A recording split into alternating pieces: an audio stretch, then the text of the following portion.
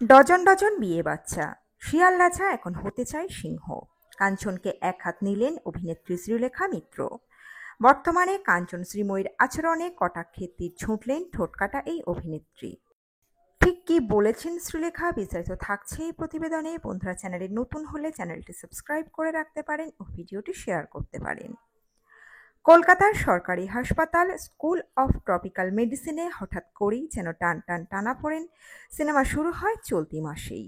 অভিনেতা কাঞ্চন মল্লিক, পরিচয় বিধায়ক ও সঙ্গে তার বর্তমান স্ত্রী শ্রীময়ী চট্টরাজ। দুজনে মিলে এমন কাণ্ড ঘটালেন যে হাসপাতালের ওয়ার্ডই রণক্ষেত্র হয়ে উঠল।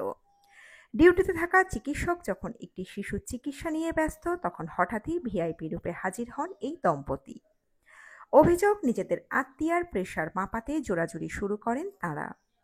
চিকিৎসকের অনুরোধ উপেক্ষা করে নিয়ম বহির্ভূত দাবি তুলে হুমকি, অপমান এবং একরাশ ক্ষমতা প্রদর্শন করে বসেন কাঞ্চন শ্রীময়ী জুটি।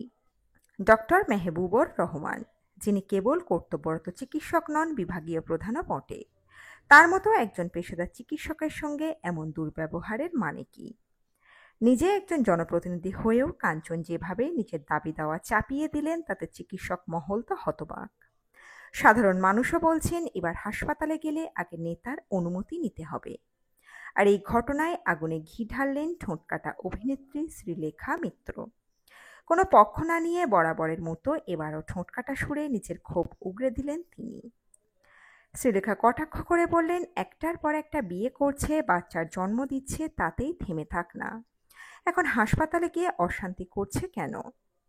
বিশেষ করে একজন বৃদ্ধার রক্তচাপ মাপতে গিয়ে হাসপাতালে অশান্তি করা কোন বাহাদুরি?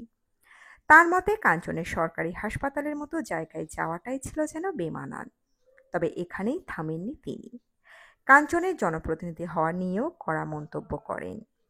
শ্রীলেখার কথায় ওর আসলে ওই জায়গায় যাওয়ার কথাই ছিল না।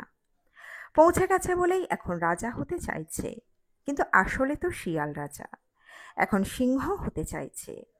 শ্রীলেখার এই মন্তব্যে ইতিমধ্যেই ঝড় উঠেছে সমাজ মাধ্যমে। অনেকেই তার বক্তব্যে সায় দিয়েছেন, আবার কেউ কেউ তাকে অতিরিক্ত তেতো বলেও কটাক্ষ করেছেন। বন্ধুরা, আপনারা কি বলেন? আপনাদের মতামত রাখবেন কমেন্ট বক্সে। তবে এটুকু স্পষ্ট, কাঞ্চন শ্রীময়ীর এই ঘটনাকে ঘিরে টলিপাড়াও যথেষ্ট গরম। তো বন্ধুরা, এই আপডেটে ছিল এতটুকুই। দ্রুত ফিরে আসবো এরকমই নতুন কোনো আপডেট।